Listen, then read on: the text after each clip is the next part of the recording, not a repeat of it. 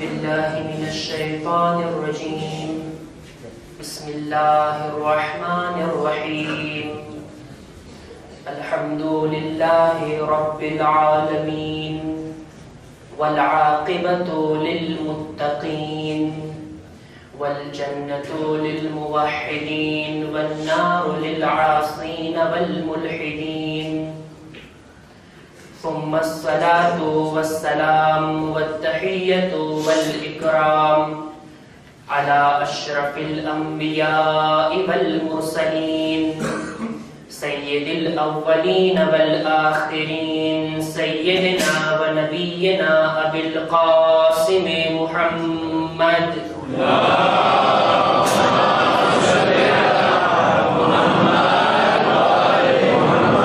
وعلى أهل بيته الطيبين الطاهرين المعصومين المظلومين ولعنة الله على أعدائهم أجمعين أما بعد فقد قال الله سبحانه وتعالى في كتابه الكريم وهو أصدق الصادقين وقوله الحق بسم الله الرحمن الرحيم ولتسألن يومئذ عن النعيم صلوات محمد وآل محمد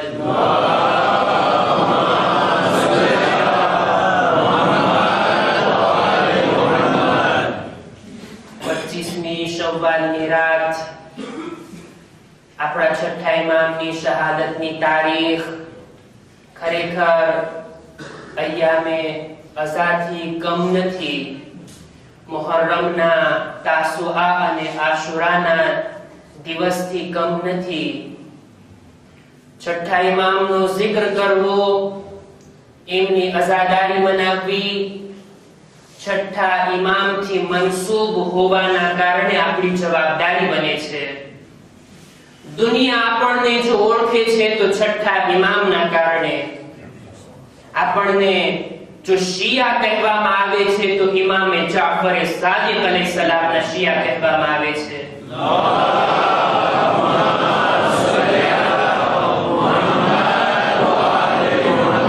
આપણા મઝહબને મઝહબે જાફરી તરીકે ઓળખવામાં આવે છે.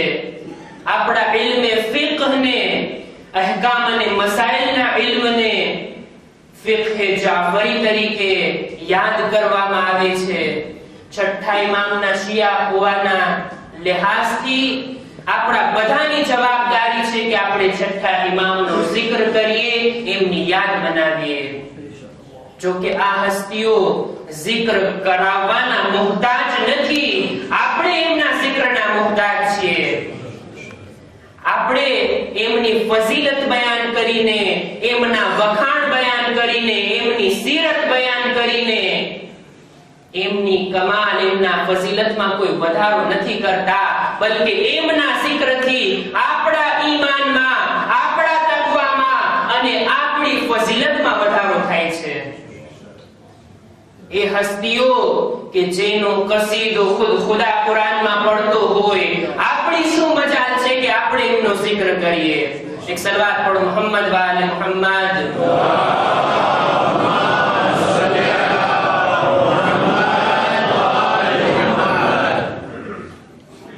છઠ્ઠા ઇમામ, એમની ઇમામત ઘણો લાંબો સમયગાળા સુધી એમની ઇમામત ચાલી. એમની ઇમામતનો ગાળો આપણા 12 ઇમામની અંદર, 12મા ઇમામને બાદ કરતા 11 ઇમામોની અંદર 2 ઇમામ છે જેમને સૌથી વધારે ઇમામતનો મોકો મળ્યો. આપણા ચોથા ઇમામ અને આપણા છઠ્ઠા ઇમામ. બંનેની ઇમામત 34 કે 35 વર્ષ સુધી ચાલી. આટલી લાંબી મુદ્દતમાં ઇમામે ઇમામત કરી અને શિયાઓની રહેનુમાઈ કરી.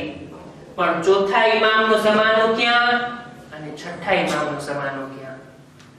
ચોથા ઇમામ ઇમામત સંભાળે છે તો કરબલાના વાકિયા પછી યઝીદ હાકિમ છે, બની ઉમૈયા હુકુમતના ઉપર સવાર છે. એવો માહોલ કે સારા ચાહવા વાળાઓ કરબલામાં શહીદ થઈ ગયા.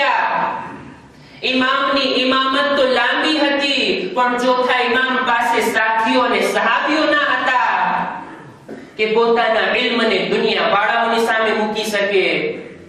ખુદ ચોથા ઇમામ ફરમાવે છે, મા બિ મક્કા વલ મદીનતિ 20 રજુલન યુહિબ્બુના. મક્કા અને મદીનામાં 20 માણસો પણ નથી કે જે અમને ચાહતા હોય. 34 વર્ષ બરાબર છે ઇમામે ઇમામત કરી, પણ ઇમામ પાસે ના જમાનો એવો હતો, ના હાલાત એવા હતા, ના સંજોગો એવા હતા, ના અસહાબ એવા હતા. પણ આપણા છઠ્ઠા ઇમામનો જમાનો, એમણે પણ 34 વર્ષ ઇમામત કરી. એમણે પણ આ દુનિયાની અંદર શિયાઓની રહેબરી કરી, પણ કેવો જમાનો, કેવી સારી ફુરસત, કેવો બહેતરીન મોકો. કેટલા બધા સહાબીઓ, ચોથા ઇમામ, એમની પાસે 20 ચાહવા વાળાઓ પણ ના હતા, જ્યારે છઠ્ઠા ઇમામની પાસે એમના શાગિર્દોની સંખ્યા 4000 સુધી બયાન કરવામાં આવે છે. છઠ્ઠા ઇમામ એવા સમયની અંદર પોતાના ઇલ્મને સામે રાખે છે જ્યારે બની ઉમૈયા અને બની અબ્બાસ લડાઈ કરી રહ્યા હતા, જંગ ચાલી રહી હતી. ઇમામ આ ફુરસતથી ફાયદો ઉઠાવીને પોતાના ઇલ્મનો ઇઝહાર કરે છે. એવી રીતના ઇમામે હદીસોના ખજાનાને લૂંટાવ્યા છે. તમે જુઓ, હસન ઇબ્ન અલી અલ-વશ્શા બયાન કરે છે કે હું મસ્જિદે કૂફામાં દાખલ થયો, મેં શું જોયું, 900 માણસો હદીસ બયાન કરી રહ્યા છે ને કહી રહ્યા છે, હદ્દફની જાફર ઇબ્ન મુહમ્મદ, મને જાફર ઇબ્ન મુહમ્મદ અસ-સાદિકે આ રીતના હદીસ બયાન કરી છે. 900 માણસો છઠ્ઠા ઇમામની હદીસ મસ્જિદે કૂફામાં બયાન કરે છે. બહેતરીન ફુરસત આપણા છઠ્ઠા ઇમામને મળી. અને યાદ રાખવા જેવી બાબત છે, છઠ્ઠા ઇમામના જમાનાથી લઈને છેલ્લા 1300 વર્ષમાં હાલના આલિમો સુધી બધા આલિમો યા ડિરેક્ટલી યા ઇનડાયરેક્ટલી છઠ્ઠા ઇમામના શાગિર્દ છે. હાલના જમાનામાં આપણા ઉલમા, આપણા મુજતહિદીન, મરાજે કિરામ, મારા જેવા નાના તાલિબે ઇલ્મો પણ આ વાતમાં ફખ્ર મહેસૂસ કરે છે કે અમે જો એલેવ છીએ તો છઠ્ઠા ઇમામના શાગિર્દ છીએ. એક સલવાત પઢો મુહમ્મદ વાલે મુહમ્મદ.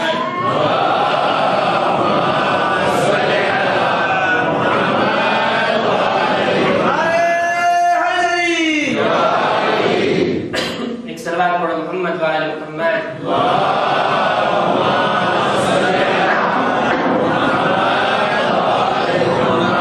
છઠ્ઠા ઇમામ, એટલી હદીસો, એટલું ઇલ્મ દુનિયા વાળાઓની સામે ઇમામે રાખ્યું છે. કેટલી હદીસો. જો આપણે આપણી પાસે મોજૂદ હદીસોની કિતાબો, ઇસ્લામી લિટરેચર, એમાંથી જો છઠ્ઠા ઇમામની અને પાંચમા ઇમામની હદીસોને બાદ કરવામાં આવે તો આપણા હાથમાં કઈ ચીજ બચતી નથી. હૌઝે ઇલ્મિયાની અંદર કુમ હોય કે નજફ હોય, હૌઝામાં આ જ ચર્ચા હોય ને, કાલ અલ-બાકિર વ કાલ અસ-સાદિક. કોઈ પણ આલિમ ફતવો આપે, કોઈ પણ હુક્મ અને મસલો બયાન કરે, એનો સોર્સ શું હોય છે, એનું મૂળ શું હોય છે? છઠ્ઠા ઇમામે ફરમાવ્યું અને પાંચમા ઇમામે ફરમાવ્યું. છઠ્ઠા ઇમામની કેટલી હદીસો અત્યારે આપણી દરમિયાન મોજૂદ છે, તમે આ વાતથી અંદાજો લગાડી શકો છો. હદીસો ઇમામ એટલી બયાન કરી. ઇમામનો એક સહાબી, નામ મળે છે મુહમ્મદ બિન મુસ્લિમ, જલીલુલ કદ્ર સહાબી, પોતે કહે છે મેં પાંચમા ઇમામથી 30,000 હદીસોને શીખીને યાદ કરી, છઠ્ઠા ઇમામથી 16,000 હદીસો શીખીને મેં યાદ કરી. કેટલી હદીસો? 46,000 હદીસો એક સહાબી બયાન કરે છે કે મેં શીખી અને યાદ કરી. આ તો એક નમૂનો છે. ખુદા જાણે ઝુરારા ઇબ્ન આયન ને ખુદા રસૂલે ઇમામે કેટલી હદીસો બયાન કરી. અબાન બિન તગલબ ને કેટલી હદીસો તાલીમ ફરમાવી, મુફઝ્ઝલ ને અબુ બસીર ને છઠ્ઠા ઇમામે શું શું બયાન કર્યું. હાલના જમાનામાં એક આલિમે દીને આપણી જુદી જુદી કિતાબોમાંથી છઠ્ઠા ઇમામની હદીસોને જમા કરી કિતાબોની શક્લમાં રાખી 22 ભાગની એક કિતાબ લખવામાં આવી, મુસ્નદ ઇમામ સાદિક અલૈહિસ્સલામ.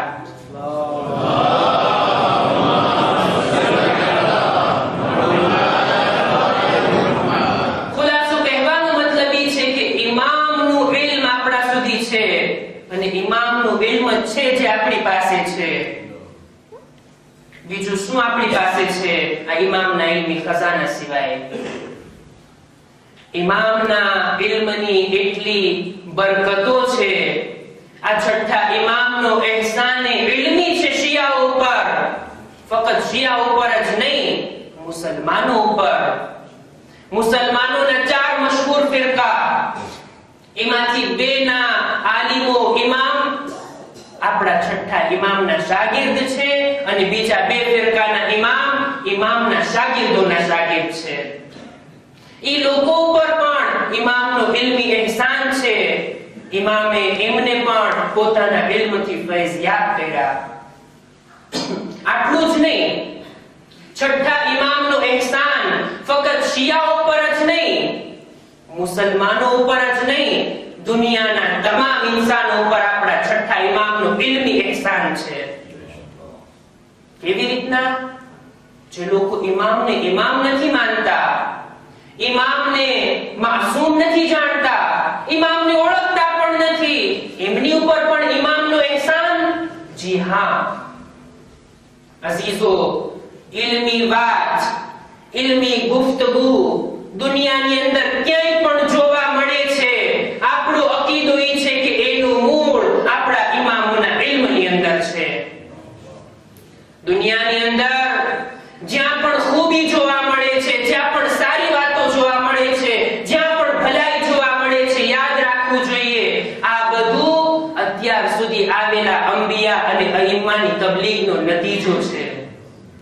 ડાયરેક્ટલી ઇનડાયરેક્ટલી એનો અસર છે જે લોકોની દરમિયાન અત્યારે જોવા મળે છે. ક્યારેક વિચાર તો કરીએ, જો અંબિયાની તબલીગ ના હોતે તો આજ દુનિયાની હાલત શું હોતે? ઇમામોનું ઇલ્મ, ઇમામોના ઇલ્મ થકી દુનિયાની ઇલ્મી તરક્કીઓ થઈ રહી છે.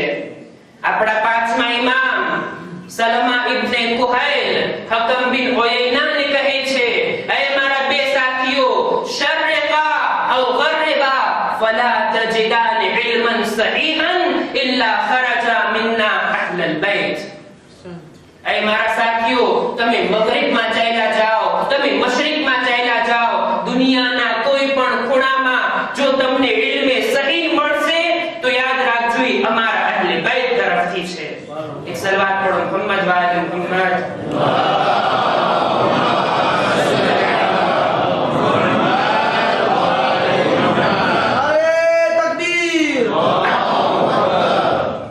દુનિયાની અંદર ઇલ્મી તરક્કીઓમાં પણ ઇમામે સાદિકની હદીસોથી દુનિયાના લોકોએ ઇશારા અને જિહત મેળવીને આગળ વધીને તરક્કી કરી છે.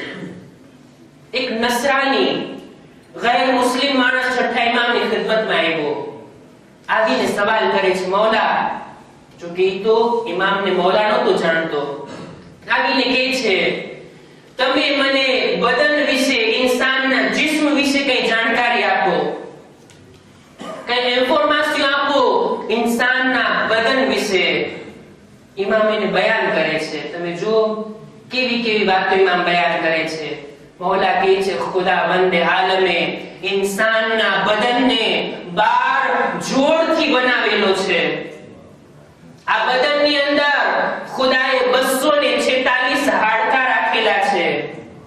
246 ઓસ આ બદનની અંદર છે. 360 રગો ખુદાએ રાખી છે બદનમાં. ત્યારબાદ મૌલા કહે છે, ખુદાએ આ રગોને રાખી છે, આ રગોની અંદર ખૂન દોડે છે ને ઇન્સાનનું બદન તાજું રહે છે. ખુદાએ ઇન્સાનના બદનમાં હાડકાને ઈ માટે રાખ્યા જેથી એનું બદન ટકી રહે અને ગોશને એના હાડકાની હિફાજત માટે રાખ્યું છે. એક લાંબી હદીસ છે જેની અંદર મૌલા ઇન્સાનના બદન વિશે ઝીણી ઝીણી માહિતી આપે છે. મૌલા કહે છે આ હાથ, આ બે હાથની અંદર ખુદાએ 82 હાડકા રાખ્યા છે. 82 ઓસ આ હાથની અંદર, એક હાથમાં 41 ને બીજા હાથની અંદર 41. હથેળીમાં કેટલા છે, ઇન્સાનની કમરમાં કેટલા છે, પગમાં કેટલા હાડકા છે, માથામાં કેટલા છે. લાંબી હદીસ છે બિહારુલ અનવારમાં 47મા નંબરની જિલ્દમાં પેજ નંબર 218 માં આ લાંબી હદીસ છે. ઇમામ આ બધી માહિતી ક્યારે આપી રહ્યા છે? ઈ જમાનામાં બયાન કરી રહ્યા છે. અત્યારે હજી સુધી કોઈનું ઓપરેશન નહોતું થયું. ઇમામ જ્યારે બયાન કરે છે ત્યારે હજી સુધી માણસના બદનને ખોલવામાં નહોતું આવ્યું, એટોપ્સી નહોતી થઈ. ઈ જમાનામાં ઇમામ આ બધી જાણકારી આપીને બતાવી રહ્યા છે એ દુનિયા વાળાઓ, તમારું ઇલ્મ આ દુનિયાનું હોય છે, અમારું ઇલ્મ ખુદાના તરફથી હોય છે. એક સલવાત પઢો મોહમ્મદ વાલે મોહમ્મદ.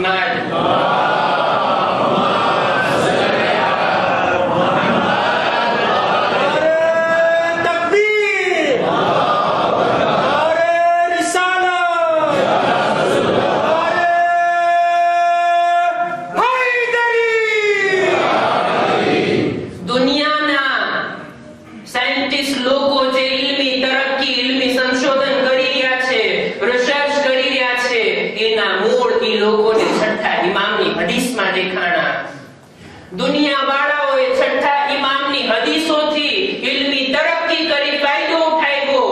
જો કે છઠ્ઠા ઇમામની હદીસોથી ફાયદો ઉઠાવવાના સાચા હકદાર છઠ્ઠા ઇમામના શિયા છે.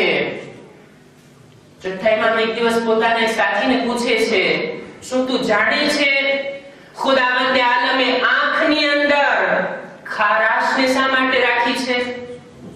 આંખનું જે પાણી છે સાલે નમકીન છે, ખારાશ વાળું છે. શા માટે ખારાશને રાખી? શું તું જાણે છે ખુદાએ કાનની અંદર કડવાશને શા માટે રાખી? કાનનું જે ઓઇલ છે એ કડવું હોય. શું તું જાણે છે ખુદાવંદે આલમે મોઢા અને ગળાની અંદર જે ઋતુબત રાખી છે એનો કોઈ ટેસ્ટ નથી, કોઈ સ્વાદ નથી, સાદું એકદમ મોળું છે. એની અંદર જે ફૂંક છે એનો સ્વાદ કોઈ પણ સ્વાદ વગરની આ ઋતુબત છે. શા માટે? માણસ કે મૌલા આવી બધી અમને ક્યાંથી ખબર હોય?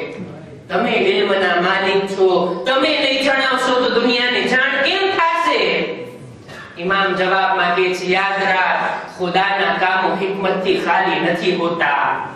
ખુદાએ આંખની અંદર ખારાશને રાખી કારણ કે આ આંખ ચરબી છે, ગેસ.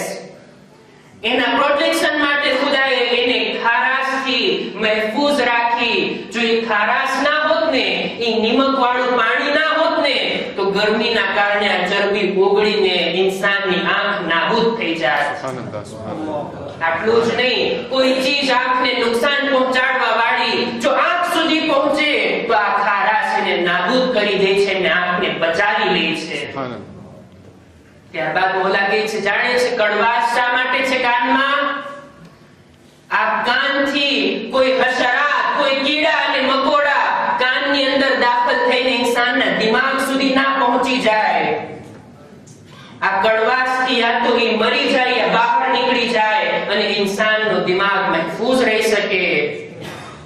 ખુદાએ મોઢાની અંદર કોઈ જાતનો સ્વાદ નથી રાખ્યો ઈ માટે કે ઇન્સાન દુનિયાની જુદી જુદી સ્વાદવાળી ચીજોને ચાખી શકે, એના જાયકા અને મજાને મહેસૂસ કરી શકે. ખુદાના કામો હિકમતથી ખાલી નથી હોતા. આ છે ઇમામ સાદિકના બયાનો, આ છે ઇમામે સાદિકની હદીસો. આ ફક્ત એક પહેલું મેં તમારી સામે બયાન કર્યો. ઇમામના હદીસના ખજાનાઓ ઘણા બધા હજી અકબંધ છે, પેક છે, ખોલવામાં નથી આવ્યા. દુનિયાની સામે આશ્કાર નથી થયા ખજાના. અને ચોખ્ખી વાત છે, દુનિયા જો અહેલે બેતના હદીસોને, એમના ઇલ્મી ખજાનાને જાણી લે ને ઓળખી લે તો પોસિબલ નથી કે અહેલે બેતને ન અનુસરે અને એમની મોહબ્બતને ના અપનાવે. હું નથી કહેતો, 8મા ઇમામની હદીસ છે કે જો લોકો અમારી હદીસોની ખૂબસૂરતીને અનુસરી લે, સમજી લે તો ચોક્કસ અમારી તાલીમાતને અનુસરવા લાગશે અને અમારા રસ્તા ઉપર આવી જશે. એક સલાત પઢો મોહમ્મદ વાલે મોહમ્મદ.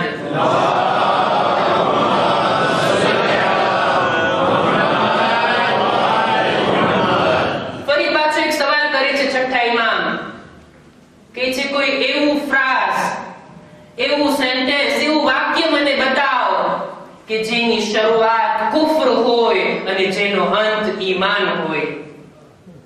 એક જ ફ્રાઝ છે, પણ જો શરૂઆતનું પઢીએ તો કુફર દેખાય આવે, અંત પઢીએ તો એની અંદર ઈમાન મોજૂદ છે.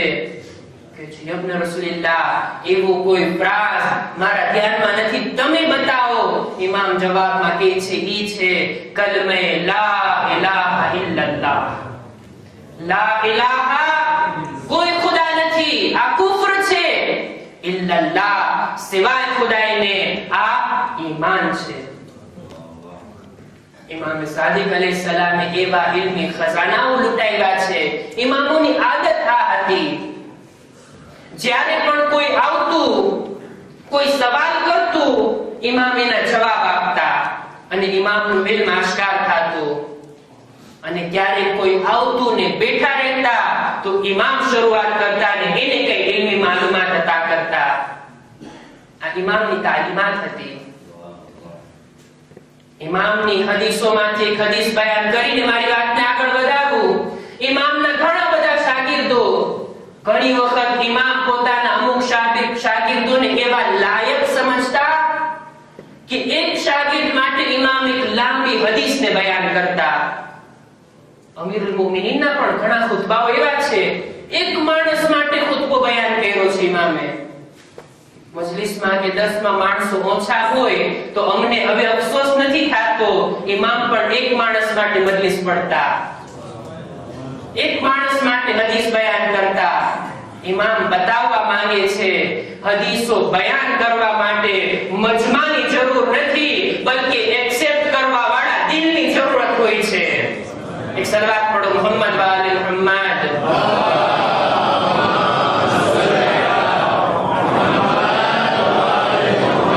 અબ્દુલ્લાહ ઇબ્ન જુંદબ, છઠ્ઠા ઇમામનો શાગીર્દ, ઇમામ એને એક લાંબી હદીસ બયાન કરે છે. કિતાબોમાં મોજૂદ છે અબ્દુલ્લાહ ઇબ્ન જુંદબને શું શું નસીહતો કરી. એક વાત બયાન કરું છું.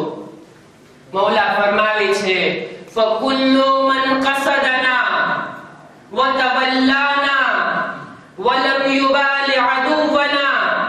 જે કોઈ માણસ અમારી તરફ આવે, એનો મકસદ અમે હોઈએ, અમારી મોહબ્બતને અપનાવે, અમારા દુશ્મનોને દોસ્ત ના બનાવે. અહીંયા સુધી તો બસ. આ બધી શરતો તો અલ્હમ્દુલિલ્લાહ આપણે દાવો કરીએ છીએ કે આપણી અંદર છે અને ઇન્શાઅલ્લાહ છે. જે કોઈ અમારી તરફ આવે, અમારી મોહબ્બતને અપનાવે, અમારા દુશ્મનોને દોસ્ત ના બનાવે. હવે મુશ્કિલ કઈથી શરૂ થાય? વકાલ મા યઅલમ وسكت عما لا يعلم او اشكل عليه فهو في الجنه. એટલી શરતો, અમારી મોહબ્બત, અમારા દુશ્મનોની દુશ્મની, અને ઈ વાતો બોલે કે જેને ઈ જાણતો હોય, ઈ વાતો બોલવાથી અટકી જાય જેને ઈ ન જાણતો હોય, અથવા જેના ઉપર શક હોય, શ્યોર ના હોય ને ના બોલે, ઈ માણસ જન્નતી છે. ઇમામની તાલીમ આ છે. ખુદાએ ઝબાન આપી છે બોલો, પણ શું બધું બોલી નાખવાનું? જાણતા હો કે ના જાણતા હો, ઉડતી ઉડતી વાતો કોઈના તરફ મનસૂબ કરી દેવાની? ઇમામ કહે છે જન્નતી કોણ છે? કાલમા યઅલમ, જે જાણતો હોય ઈ જ વાતને બોલે. વસકતા મા લા યઅલમ, જે નથી જાણતો ચૂપ રહે. જે વાત ઉપર આપણે શ્યોર નથી, ઝબાનથી ના કાઢે, ઈ માણસ છઠ્ઠા ઇમામના કહેવા પ્રમાણે જન્નતી છે. એક સલવાત પઢો મોહમ્મદ વાલે મોહમ્મદ.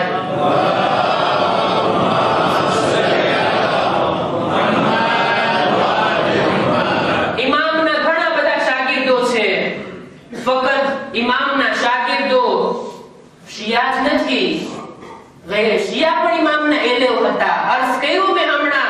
અહેલે સુન્નતના એક મોટા ફિરકાના ઇમામ અબુ હનીફા ઈ પણ છઠ્ઠા ઇમામના શાગિર્દ છે. એમનો જુમલો છે ને, લૌલસ સનતાન હલકન નુમાન. 2 વર્ષ નુમાન એમનું પોતાનું નામ છે. 2 વર્ષ જો છઠ્ઠા ઇમામની શાગિર્દી મને નસીબ ના થઈ હોત તો હું હલાક થઈ ગયો હોત. હલાક થવાની વાતો ઘણા લોકોએ કરી છે. કોઈ હલાક ના થયું, આ લોકો કારણ કે મૌજૂદ હતા ને ઇલ્મી મદદ કરતા હતા. છઠ્ઠા ઇમામે ઘણી ઇલ્મી મદદ કરી છે એની. ઈ ઓર વાત છે કે પછી પોતાના તરફથી ફતવા આપવા શરૂ કર્યા અને ઇમામના મુકાબલામાં આવી ગયા.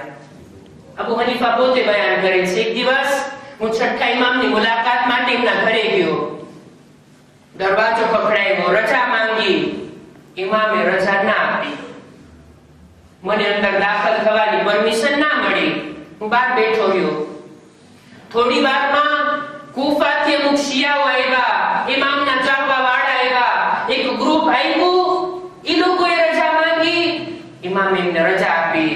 હું પણ એમની દરમિયાન ઘૂસી ગયો. ગ્રુપની સાથે ઘરમાં દાખલ થઈ ગયો. મોકો મળ્યો એટલે મેં પણ બોલવાનું શરૂ કર્યું અને કીધું, છઠ્ઠા ઇમામને એક ભલામણ કરી અને કીધું કે તમારા અમુક ચાહવા વાળા કૂફાની અંદર રસૂલના અસહાબ વિશે ખરાબ વાતો કરે છે. તમે કોઈને મોકલો કે ઈ લોકોને સમજાવે. કોણ કહે છે? અબુ હનીફા છઠ્ઠા ઇમામને ભલામણ કરે છે. છઠ્ઠા ઇમામ એની સામે જુએ છે અને કહે છે, તો એમ કહે છે કે હું કૂફા કોકને મોકલું અને ત્યાં કૂફાના માણસોને કોઈ સમજાવે.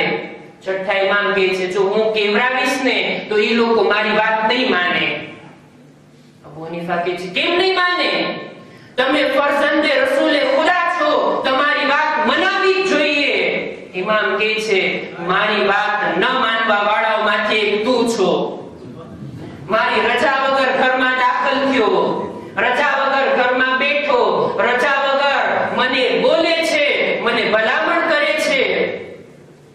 ઘણા લોકો હોય ને એટલા આગળ વધી જાય, ઇમામને પણ કોન્સે આપવા લાગી જાય. આ સિલસિલો હજી પણ જારી છે. હા, સમજદાર લોકો, જાણનાર લોકોને પણ કોન્સે આપવા જાય, વગર માંગી સલાહ આપવા જાય, મરજૈયત સુધી પહોંચી જાય. એમને આમ કરવું જોઈએ, તમારે કેમ કરવું જોઈએ એ સમજો ને. એમને જે કરવું હોય એ સમજે છે ને જાણે છે. ઇમામને સમજાવે છે, તમે કોઈને મોકલો એ કૂફામાં જાય. ઇમામ કહે છે, મેં સાંભળ્યું છે કે તું કયાસથી ફતવા આપે છે. કહે છે, હા મૌલા. કયાસથી, મૌલા મારો શબ્દ છે. હા, કયાસથી ફતવા આપું છું. અઝીઝો, કયાસ એક એવી ચીજ છે ને કે ફિક્હે જાફરીમાં, આપણા અહેકામ અને મસાઇલમાં કયાસને કોઈ સ્થાન નથી. કયાસ એટલે શું? મારા નાના ભાઈઓ માટે સમજાવવા માટે, કયાસ એટલે કોઈ એક મસલાને આપણે જોઈએ, એનો હુકમ આ છે, આ મસલો પણ આના જેવો છે, એનો હુકમ પણ આ.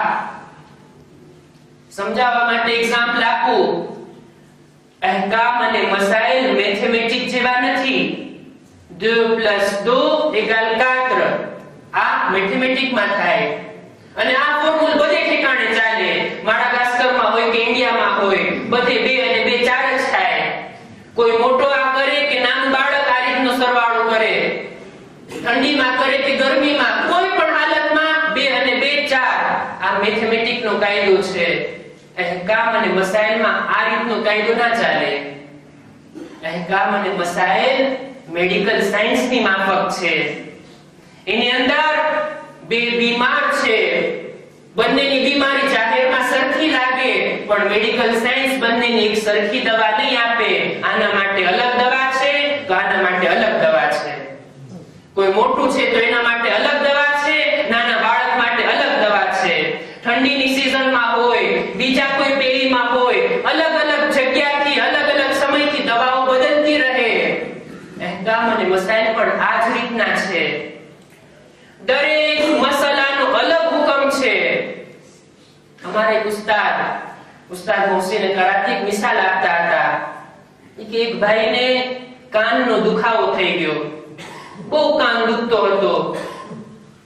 પોતાના દોસ્ત પાસે જઈને કહે છે મને બહુ કાન દુખે છે. એનો દોસ્ત એને કોન્સઈ આપે છે, જા તું ડોક્ટર પાસે જા ને તારું કાન ખેંચાઈ આવ. અને અજબ થાય છે, કેવી વાત કરે છે, કાન થોડું ખેંચાવાય. કે છે હા, મને અઠવાડિયા પહેલા દાંતનો દુખાવો હતો, ડોક્ટર પાસે જઈને દાંત ખેંચાવી લીધો. તને કાન દુખે છે તો કાન ખેંચાવી લે. ના, મેડિકલ સાયન્સ ની અંદર આવા મેથેમેટિકના ફોર્મ્યુલ ના ચાલે. જે દુખતું હોય એને ખેંચાવી ના શકાય.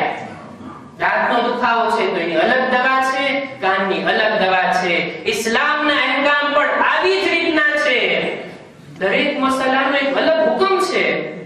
એમાં પછી મિસાલ આપીને એને સમજાવવાની કોશિશ કરી છે. ઇમામ એને શિખામણ આપે છે ને કહે છે તું જ મને બતાવો બે મોટા ગુનાહી કબીરા, એક છે કત્લ અને બીજું છે ઝિના. બેમાંથી કયો ગુનાહ મોટો છે? કત્લ, કોઈ બે ગુનાહને મારી નાખવું, આ મોટો ગુનાહ છે કે ઝિના કરવો મોટો ગુનાહ છે?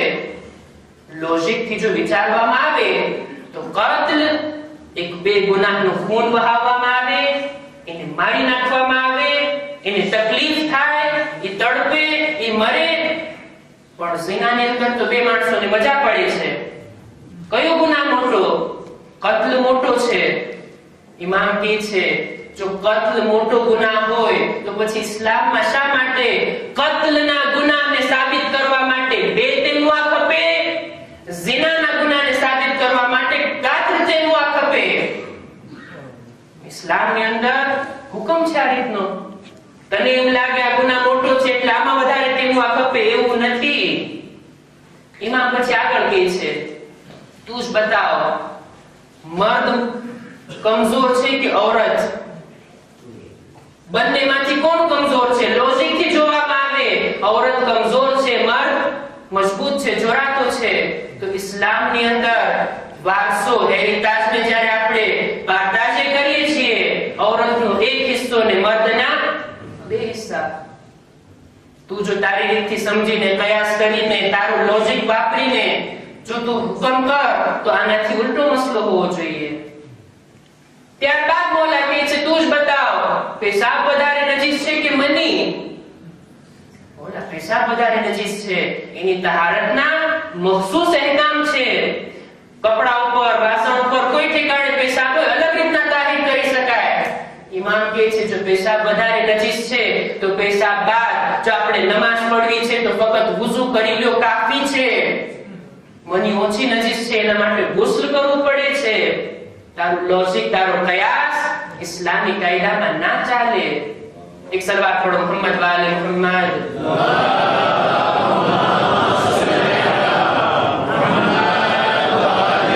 ઇમામ કહે છે નમાઝ અફઝલ છે કે રોઝા? દેખીતી વાત છે, નમાઝ ઇન કુબિલત કુબિલા મા સિવાહા વ ઇન રુદ્દત રુદ્દા મા સિવાહા. નમાઝની આટલી અઝમત છે. ઇમામ કહે છે જો તારા લોજિક પ્રમાણે નમાઝ વધારે અફઝલ છે તો औरत પોતાના મખસૂસ અય્યામમાં નમાઝ પણ નથી પડતી, રોઝા પણ નથી રાખતી. નમાઝની કઝા નથી, રોઝાની કઝા છે. કયાસથી જો હુકમ કરીએ તો આના કરતા ઉલટું હોવું જોઈએ, પણ ખુદાનો હુકમ એ ખુદાનો હુકમ છે. મૌલા કહે છે જો કોઈ માણસ 10 દિરહમની ચોરી કરે, 10 દિરહમ એને ચોર્યા છે, ઇસ્લામમાં ચોરીની સજા શું છે? હાથ કાપવામાં આવે. કુબેલામાં આ હાથ કાપવામાં આવશે. કેટલા ચોર્યા? 10 દિરહમ. આ એક મસલો. કોઈ માણસ કોઈ બે ગુનાહના હાથ કાપી નાખે, એની શું સજા છે? યા તો એનો પણ હાથ કાપવામાં આવે યા દિયત આપે, એનો બદલો ચૂકવે, બદલામાં માલ આપે. કેટલો માલ છે? હાથની કિંમત શું છે ઇસ્લામમાં? 500 દિરહમ. કોઈ માણસનો કોઈ બે ગુનાહનો હાથ કાપવામાં આવે, એની સજામાં એને 500 દિરહમ એને આપવામાં આવશે. હાથની કિંમત 500 દિરહમ છે. પણ જો આ જ હાથ 10 દિરહમ ચોરે તો આ હાથને 10 દિરહમના કારણે રૂપે કરવામાં આવશે. ઇસ્લામનો હુકમ છે. તારું લોજિક ને તારો કયાસ અહીંયા નહીં ચાલે. ઇમામ આવી બધી મિસાલો આપીને સમજાવવા માંગે છે ને કહે છે યાદ રાખ, ઇસ્લામમાં આ દુનિયામાં સૌથી પહેલા કયાસ કર્યો હોય તો કોણ છે? ઇબ્લીસ. ખુદાના હુકમની સામે કયાસ કરે છે, દલીલ લાવે છે, પોતાનું લોજિક બયાન કરે છે. તું શું છો ને તારી હકીકત શું છે? તારા લોજિકની હકીકત શું છે? ખુદાની બારગાહમાં શૈતાન કહે છે ખુદાયા આદમને માટીથી પેદા કર્યો, મને આગથી, આગ માટીથી અફસર હોય છે. કોણે કીધું આગ માટીથી અફસર હોય છે? કયાસ કરવું શૈતાની કામ છે. હે અબુ હનીફા, તું આ શું કામ કરી રહ્યો છે? મેં સાંભળ્યું છે કે તું કુરઆનની તફસીર પણ તારી રાય અને તારા નજરથી બયાન કરે છે. કુરાન મજીદની આ આયત વલા તુસઅલુન યૌમઇذ અનિન નঈમ, એની તે શું તફસીર કરી, શું માના કર્યો? મેં સાંભળ્યું છે કે તું આમ કહે છે. ખુદા કુરાનમાં કહે છે ને કે કયામતના દિવસે બેશક તમારાથી નેમતોનો સવાલ કરવામાં આવશે. અબુ હનીફા, તારું કહેવું આ છે કે ખુદાવંદે આલમ સારી સારી વાનગીઓ, સારા સારા ત્રે આગરે આબલ રોબા આપણે જે ખાધા છે, ઠંડુ પાણી જે આપણે પીધું છે, ખુદા એનો હિસાબ કયામતમાં લેશે? આ કહે છે હા બેશક મેં આ તફસીર કરી કે ખુદા કયામતના દિવસે નેમતોનો હિસાબ લેશે. નેમતોથી મુરાદ સારું સારું ખાવાનું ને સારું સારું પીવાનું. ઇમામ પછી એક્ઝામ્પલ આપે છે. માની લે કે જો કોઈ તને તારા ઘરે દાવત કરે, ખુશકિસ્મતને દાવત થાય. માની લે કે તને કોઈ તારા દાવતમાં લઈ જાય, સારું સારું ખવડાવે, સારી સારી વાનગીઓ તને જમાડે, સારી સારી પ્લા તને પીરસે, અને ખાઈ લીધા બાદ લોકોની દરમિયાન ભરી મહેફિલમાં કહે કે જો આજે મેં આ ખવડાવ્યું, આજે મેં આ પીવડાવ્યું. લોકોની સામે તને એમ કહે કે જો મેં દાવત ના કરી હોત ને તે આવું ખાવાનું તને જોવાય ના મળતે. કોઈ તારી સાથે આવો વ્યવહાર કરે, લોકોની દરમિયાન નેમતોને ગણાવે, તું શું કહીશ? અબુ હનીફા કે હું તો એમ કહીશ કે એવડો એ મહેમાન બોલાવવા વાળો બખીલ અને કંજૂસ છે. ખવડાવ્યા પછી બોલવું આ તો બહુ બુરી વાત કહેવાય. ઇમામ કહે છે શું તું કહેવા માંગે છે કે ખુદાએ આ નેમતો ખાવા પીવાની આપી, કયામતના દિવસે એવા મહેશરની મેદાનમાં તારાથી ખાવા પીવાનો સવાલ કરશે? શું ખુદા આવા ના અક્લ મહેમાન જેવો બખીલ છે? નાઉઝુબિલ્લાહ. ખુદાએ આ નેમતો આપી છે, ખાવા માટે જ આપી છે, પણ યાદ રાખો અમારા શબ્દો છે કુલુ વશરબુ વલા તુસરિફુ. ખાઓ પીઓ પણ ઇસરાફ ના કરો. ખુદાએ નેમતો આપી છે, ખુદા બખીલ નથી કે આનો હિસાબ લે તમારી પાસે. એવા મહેશરના મેદાનમાં મૌલા તમે બતાવો પછી કયા નેમતનો સવાલ થશે? ઇમામ કહે છે આ નેમત કે જેના વિશે સવાલ થશે બીજું કાંઈ નહીં, હુબ્બુના અહલલ બૈત, અમારા અહલે બૈતની મોહબ્બત જેવી નેમતનો સવાલ થશે. સલાત પઢો મોહમ્મદ વ આલે મોહમ્મદ.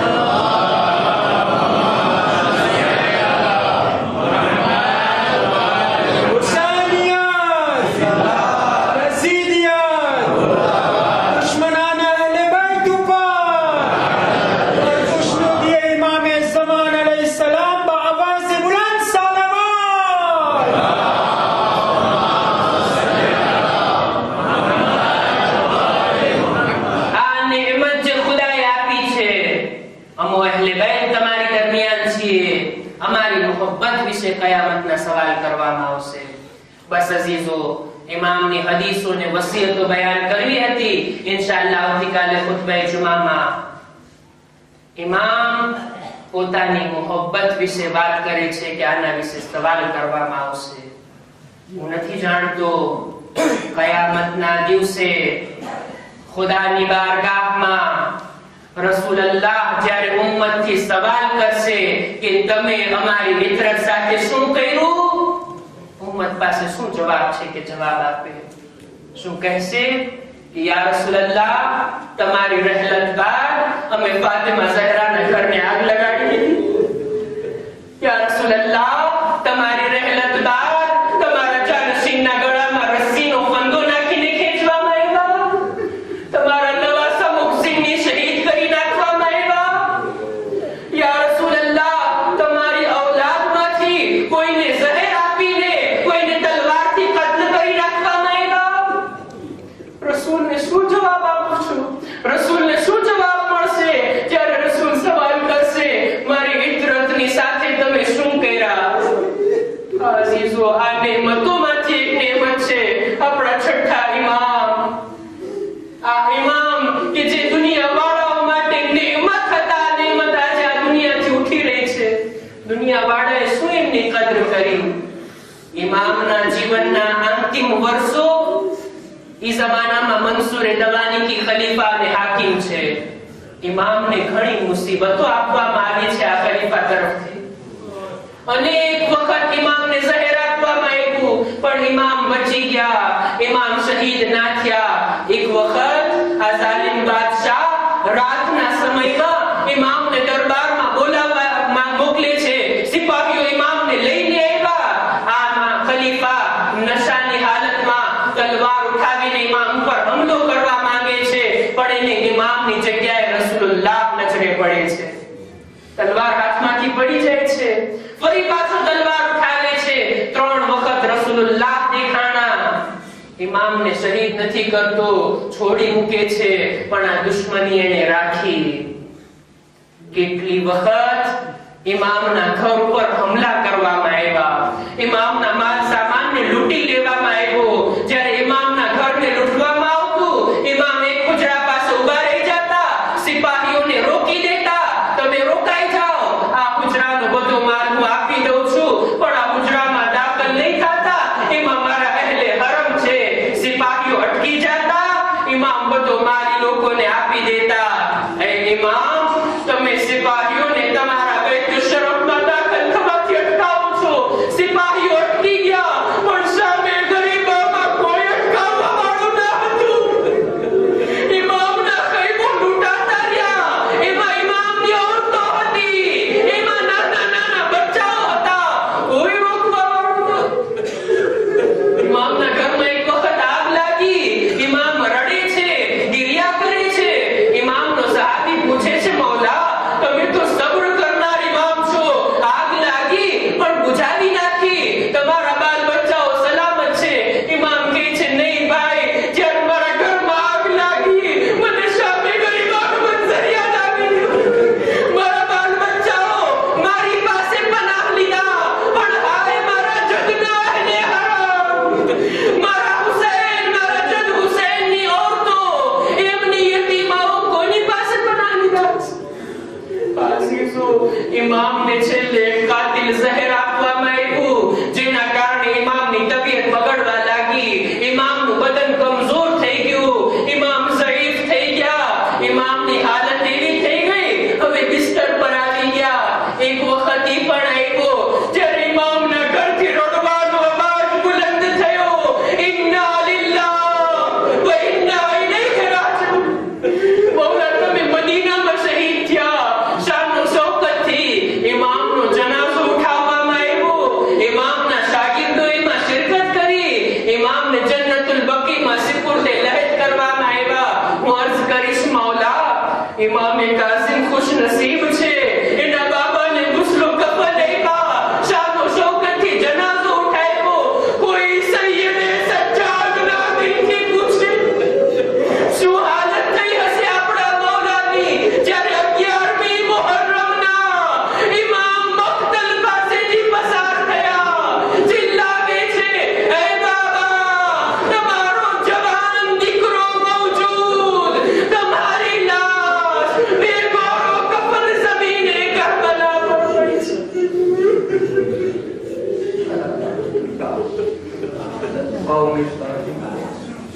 سيعلم الذين ظلموا أي منقلب ينقلبون إنا لله وإنا إليه راجعون. ماتم حسين